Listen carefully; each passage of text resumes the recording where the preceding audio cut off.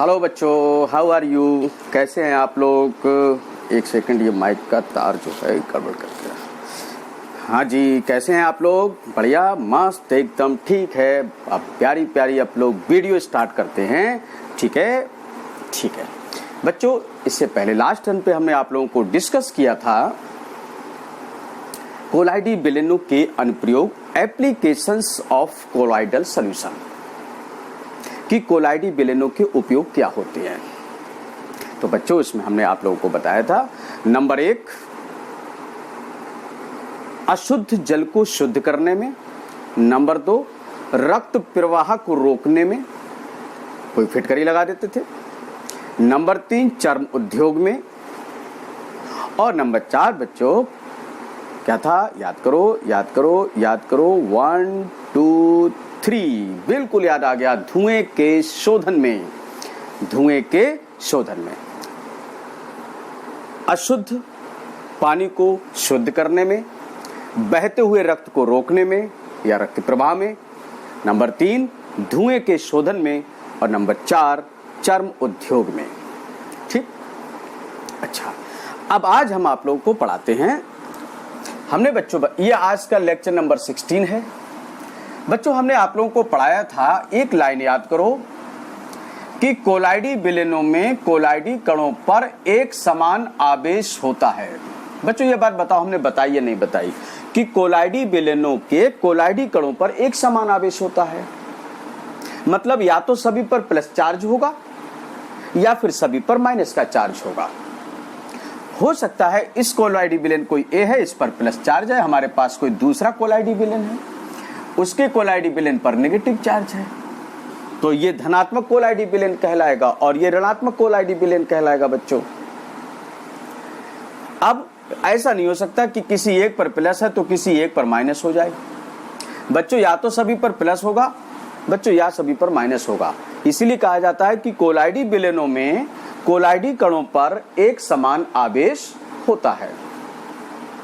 ठीक है बच्चों, ये देखते हैं। आज का प्रश्न यह है, आज की वीडियो हमने तुम लोगों को इसलिए बनाई है, ये बताने के लिए कि इन कोलाइडी कणों पर आवेश आखिर आता कैसे है। वैसे आप लोग जानते हैं कि भाई Na पर प्लस चार्ज आया, तो प्लस चार्ज इसलिए आया क्योंकि Na ने अपना एक इलेक्ट्रॉन त्याग दिया। या O पर माइनस का 2 चार्ज आया, इसका मतलब ये तब हुआ जब O ने 2 इलेक्ट्रॉन को ग्रहण कर लिया। तो त्यागते हैं तो प्लस आता है और ग्रहण करते हैं तो माइनस आता है। बच्चों, जितने इलेक्ट्रॉन त्यागता है उतने प्लस आता है, जितने इलेक्ट्रॉन ग्रहण करता है, एक्सेप्ट करता है, उतना ही माइनस का चार्ज आता है। ये बात आप लोग बचपन से जानते हैं। मगर जो कोलाइडी कणों का आवेश है, इस पर यह आवेश कैसे आया, तो बच्चों आपको बता दें, इस पर आवेश कैसे आया, इस बात को समझाने के लिए कई सिद्धांत दिए गए हैं। कई सिद्धांत दिए गए हैं, तो उसके बारे में आप लोग बाद में चर्चा करेंगे। पहले ये जान लें कि इन पर आवेश कैसे आया। तो इन पर आवेश से इलेक्ट्रॉन त्यागने से और इलेक्ट्रॉन के ग्रहण करने से नहीं आता है। बच्चों, बात को गौर से समझो। अभी तक आप लोग जो आवेश पढ़ते थे, इलेक्ट्रॉन त्याग दिया तो प्लस आ गया, इलेक्ट्रॉन ग्रहण कर लिया तो माइनस आ गया। आप लोग छोटे क्लास से यही बात पढ़ते चले आएंगे और बात भी ठीक है। लेकिन कोलाइडी बेलेनों पर जो आवेश आता है बच्चों, ये इलेक्ट्रॉन के त्यागने या इलेक्ट्रॉन के ग्रहण करने से ये आवेश नहीं आता है। तो फिर आवेश कैसे आता है, इसी बात को आप लोग पढ़ रहे हैं। ठीक है, अब स्टार्ट करते हैं कोलाइडी बेलेनों पर आवेश की उत्पत्ति। बच्चों, इस चैप्टर का ये लास्ट वीडियो है, इस चैप्टर का ये लास्ट वीडियो है। फिर इसके बाद हम तुम लोगों को नया चैप्टर स्टार्ट कराएंगे, विलियन सॉल्यूशन चैप्टर स्टार्ट कराएंगे। ठीक है, बहुत बच्चों ने डिमांड की थी कि सर विलियन चैप्टर स्टार्ट कर दीजिए। चैप्टर अच्छा है, बढ़िया है, खूब क्वेश्चंस उसमें आते हैं, वो स्टार्ट कर देंगे। चलिए ये देखते हैं। पहले बच्चों, आवेश कैसे आता है कोलाइडी कणों पर, तो हेडिंग है, अपने नोट्स में हेडिंग देखो, कोलाइडी बेलेनों पर या कोलाइडी कणों पर आवेश की उत्पत्ति। नोट्स हमने सारे चैप्टर के बाद में लास्ट पीडीएफ में हमने दे दिए थे, आप लोगों ने नोट कर लिए होंगे इन दिनों में। तो इसमें देखो एक हेडिंग पड़ा है, कोलाइडी बेलेनों के अनुप्रयोग के बाद, चर्म उद्योग के बाद कोलाइडी कणों पर आवेश की उत्पत्ति, origin of charge on colloidal particles. तो वैसे तो बेटा कई सारे सिद्धांत दिए गए हैं कि कोलाइडी कणों पर आवेश की उत्पत्ति कैसे होती है, पर जो सबसे सुपरहिट है, सबसे जो बढ़िया है, उसे कहते हैं, एक सेकंड बच्चों, ये लीड जो है बहुत गड़बड़ कर जाती है। सबसे अच्छा, एक सेकंड बच्चों, एक सेकंड, ये वायर जो है ये काफ़ी लंबा वायर है और कैमरा थोड़ा सा पास में, ये थोड़ा सा लग जाता है ये। चलिए, द्विस्तरीय, ये द्वि गड़बड़ हो गया लिखने में, द्विस्तरीय, बल्कि वैद्युत पहले लगा लो, वैद्युत द्विस्तरीय सिद्धांत। बच्चों इंग्लिश में इसे कहते हैं इलेक्ट्रिकल डबल लेयर कॉन्सेप्ट, या प्रिंसिपल थ्योरी कर लो, इलेक्ट्रिकल डबल लेयर थ्योरी। ठीक है, नोट्स में हो सकता है यहाँ पर ड्यूल लिखा है, नोट्स में ड्यूल लिखा है, तो ड्यूल भी सही है, बट ड्यूल को काट के आप लोग डबल लिख लें, वो ज़्यादा अच्छा है। बच्चे से मिस्टेक हो गई होगी लिखते समय, डुअल नोट्स में डुअल लिखा हुआ है, तो आप लोग डुअल काट कर उसकी जगह डबल कर लो। ठीक है बच्चों। बच्चों कुछ बच्चों ने कहा था हमसे कि सर आवाज़ ज़्यादा तेज हो जाती है आपकी वीडियो में, तो इसलिए आज हम थोड़ा सा स्लो बोल रहे हैं बच्चों। ठीक है, तो इलेक्ट्रिकल डबल लेयर थ्योरी, वैद्युत द्विस्तरीय सिद्धांत। बच्चों इसको समझने से पहले हमें कुछ पुरानी बातों पे जाना पड़ेगा। हमने कोलाइडी विलयनों के शोधन की एक विधि बताई थी, संघनन विधि, जिसमें आप लोग रासायनिक क्रियाओं का प्रयोग करते थे। आर्सेनियस सल्फाइड AS2S3 कोलाइडल सॉल्यूशन है। इसे बनाने के लिए हमें H2S की जरूरत पड़ती थी। आर्सेनियस सल्फाइड के कोलाइडल सॉल्यूशन बनाने के लिए हमें H2S की जरूरत पड़ती। बच्चों नोट्स में जाके देख लो, केमिकल रिएक्शन हमने लिखाई हैं। ऐसे बच्चों फेरिक हाइड्रोक्साइड, ये भी कोलाइडल सॉल्यूशन है। इसे बच्चों बनाने के लिए FeCl3 की जरूरत पड़ती थी। ऐसे बच्चों AgI का सॉल्यूशन बनाने के लिए बच्चों आप लोगों को Ki की जरूरत पड़ती है।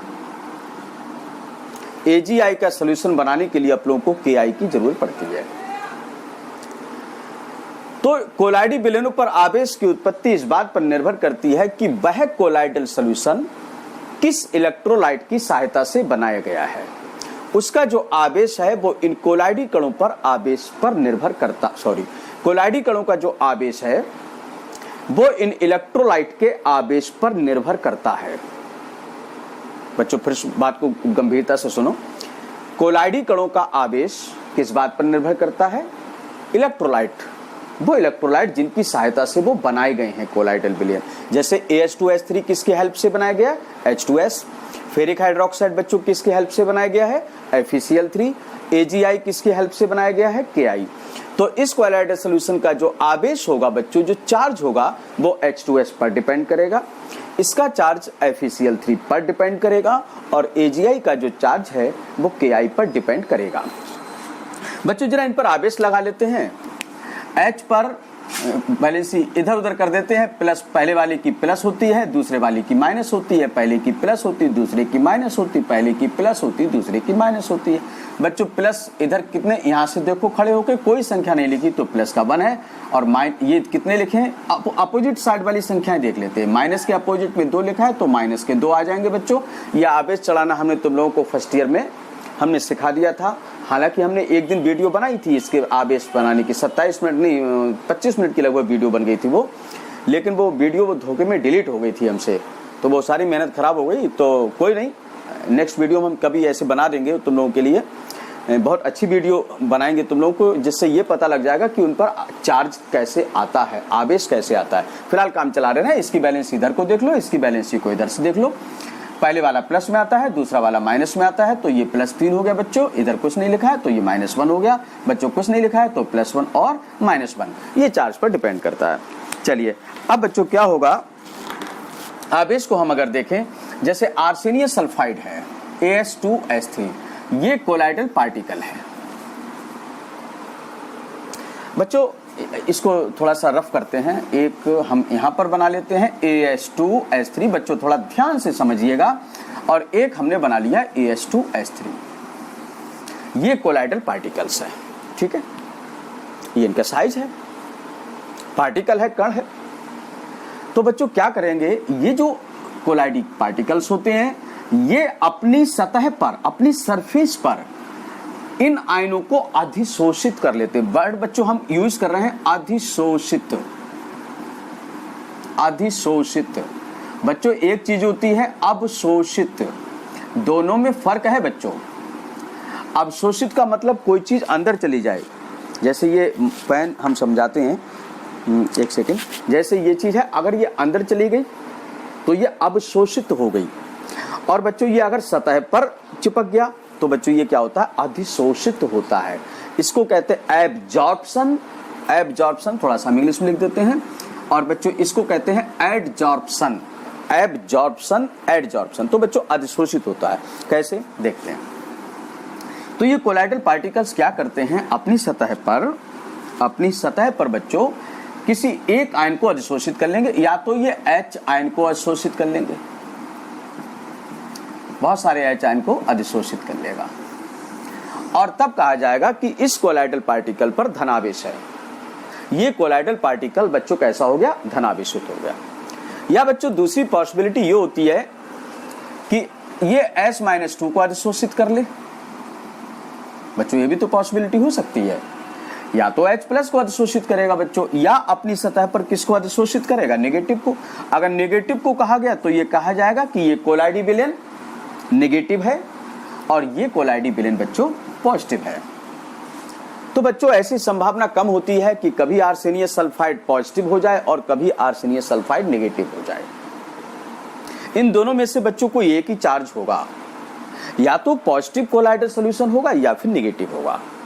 जबकि हमने बताया क्या कि या तो ये H+ को अपनी सतह पर अधिशोषित कर लेगा, H+ अपनी जैसे हम है कोलाइडल पार्टिकल्स, हम H+ अपनी सतह पर चिपका ले तो हम धनावेशित हो जाएंगे, या हम अपनी सतह पर S- चिपका ले तो हम ऋणावेशित हो जाएंगे। तो वही हम बताएं बच्चों की प्लस करा लिया तो ये पॉजिटिव हो गया, और नेगेटिव S- अगर इसने एडजॉर्ब कर लिया तो ये नेगेटिव हो गया। बच्चों इन दोनों में से कोई एक सही है, या तो बच्चों ये सही है या फिर ये सही है, दोनों नहीं हो सकते। पॉजिटिव और नेगेटिव दोनों नहीं हो सकते। आर्सेनियस सल्फाइड की नेचर ये नहीं है बच्चों, कभी ये पॉजिटिव हो जाए और कभी ये नेगेटिव हो जाए, ठीक है ना। अब बच्चों आप लोगों को डिसाइड करना है कि आखिर इन दोनों में से सही कौन है।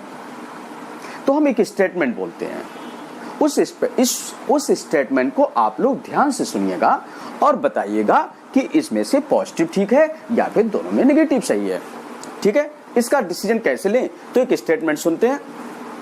कोई भी कोलाइडल पार्टिकल्स केवल उन्हीं आयन को अधिशोषित करता है, एडजॉर्ब करता है, जो उन दोनों में कॉमन होता है बच्चों, कॉमन होता है। और कितना सिंपल हो गया, कितना सिंपल बना दिया बच्चों हमने। देखो आर्सेनियस सल्फाइड केवल उन्हीं आयन को अधिशोषित करेगा, इनमें से केवल उनको अधिशोषित करेगा जो बच्चों दोनों में कॉमन होंगे। तो बच्चों AS2S3 और H2S में कॉमन कौन है बच्चों, बिल्कुल ठीक, सल्फाइड कॉमन है, तो ये सल्फाइड को ही एडजॉर्ब करेगा। मतलब ये वाला ठीक है और ये वाला गलत है। कितना सिंपल हो गया, कितना जी।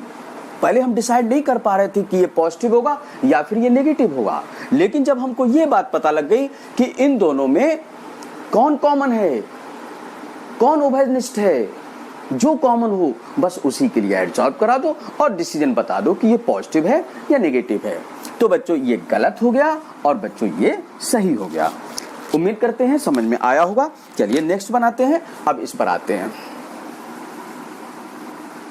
बच्चों एक बात बताओ, ये बात क्लियर हुई कि किसको उसने एडजॉर्ब किया, जो फिर नेगेटिव में है, सॉरी जो दोनों में कॉमन है। बच्चों बता सकते हो कि ये कोलाइडल पार्टिकल्स पॉजिटिव होगा या फिर नेगेटिव होगा, ट्रिक लगाओ। क्या है दोनों में कॉमन, क्या है बच्चों, Fe+3, इट मींस ये कोलाइडल सॉल्यूशन पॉजिटिव है। ये कैसा था बच्चों, दोनों में कॉमन कौन था, S-2 था, तो बच्चों ये नेगेटिव हो गया। बच्चों ये कैसा होगा, AgI का सॉल्यूशन, दोनों में कॉमन कौन है? I कॉमन है, और I पर कौन सा चार्ज है? माइनस, इसका मतलब ये निगेटिव है। बताओ, अच्छा समझ में आया नहीं आया? जो कोलाइडल पार्टिकल्स और इलेक्ट्रोलाइट्स दोनों में कॉमन होगा, वह कोलाइडल सॉल्यूशन उसी चार्ज को एक्वायर कर लेगा, उसी को अधिशोषित कर लेगा और वही उस पर आवेश होगा। ठीक है, अच्छा अब बच्चों इस पे क्वेश्चंस क्या आते हैं, चलिए इसको रफ करते हैं और समझते हैं। एग्जाम में क्वेश्चन आता है कि फेरिक हाइड्रोक्साइड, बस इन्हीं तीनों में से आएंगे, बाकी दो अरे करोड़ों में बच्चों कितने याद करोगे, नहीं याद कर सकते, तो इसलिए ये तीन ही हैं, इन्हीं में से आते हैं जनरली, बस यही दो आते हैं, बाकी और तरीका बताया जाएगा। फेरिक हाइड्रोक्साइड पर क्वेश्चन है बच्चों, फेरिक हाइड्रोक्साइड कोलाइडी विलेन पर कौन सा आवेश होता है और क्यों? बच्चों फिर समझो, फेरिक हाइड्रोक्साइड के कोलाइडी विलेन पर कौन सा आवेश होता है और क्यों? जवाब बच्चों इसका ये है कि फेरिक हाइड्रोक्साइड, लेकिन बच्चों देखो ये हमें पता होना चाहिए कि किस इलेक्ट्रोलाइट से मिलकर बनते हैं, ये पता होना चाहिए। कुछ पाने के लिए कुछ खोना पड़ता है, मगर कुछ समझने के लिए कुछ याद रखना पड़ता है। हम बैच में पढ़ाते थे, कहते थे ये बात, कुछ पाने के लिए कुछ खोना पड़ता है, लेकिन कुछ याद करने के लिए, कुछ सीखने के लिए कुछ सीखना पड़ता है। वही बच्चों बात यहाँ पर है। ठीक है, तो फेरिक हाइड्रोक्साइड के कोलाइडी विलेन पर कौन सा चार्ज होगा?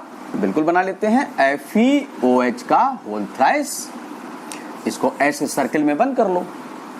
दोनों में कॉमन कौन है बच्चों? Fe+3, तो Fe+3 इसको ऐड सार कर लो। बच्चों इसके आगे की कहानी बहुत कुछ है, अपने 12th में ज्यादा नहीं है, ये है, और इसको कह देंगे कि ये पॉजिटिव कोलाइडी विलेन है।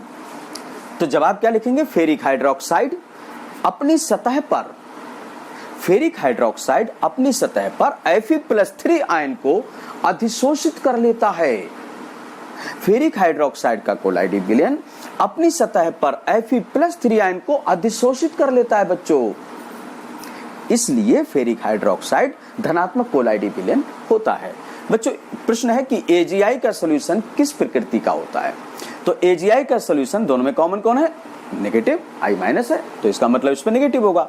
AgI पर नेगेटिव चार्ज होता है क्योंकि ये अपनी सतह पर आयोडाइड आयन को अधिशोषित कर लेता है। बच्चों बताओ पॉइंट क्लियर हुआ या नहीं हुआ? बिल्कुल हुआ। ठीक है बच्चों, एक कभी कभी चार्ज पूछ लेते हैं। अब इतने सारे हैं बच्चों, कोलाइडल सॉल्यूशन तो लाखों की संख्या में है, सबके चार्ज तो याद कर पाना पॉसिबल नहीं है।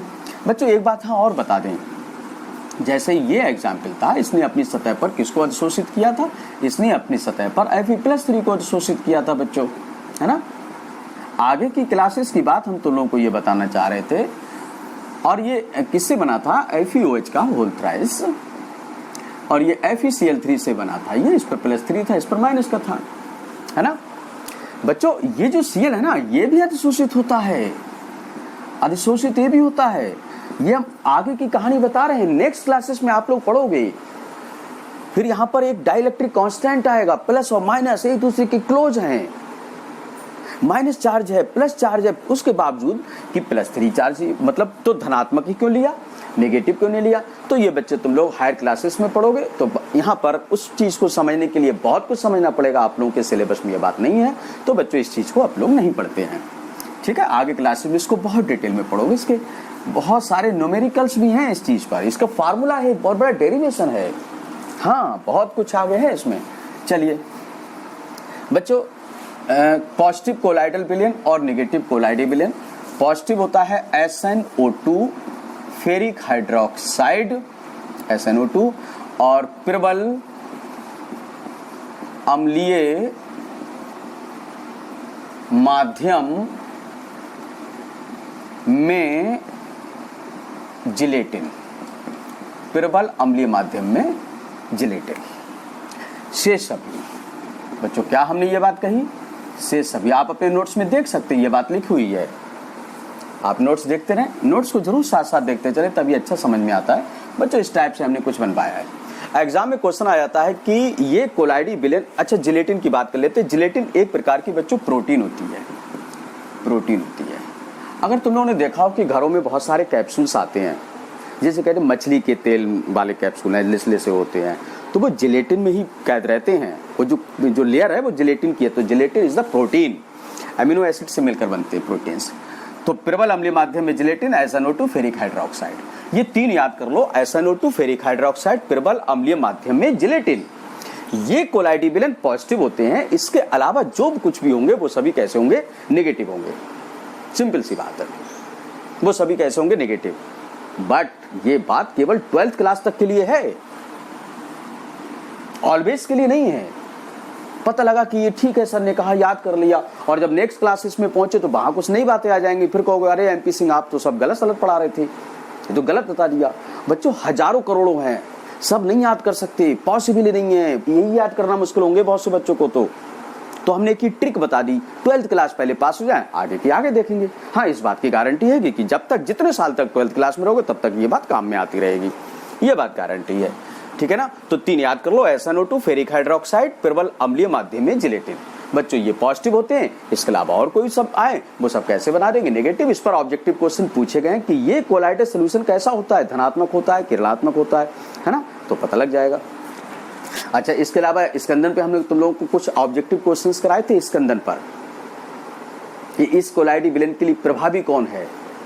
तो हम तभी बता सकते हैं जब हमें यह पता होना चाहिए कि कोलाइडी विलेन की नेचर क्या है, वो पॉजिटिव है या फिर नेगेटिव है।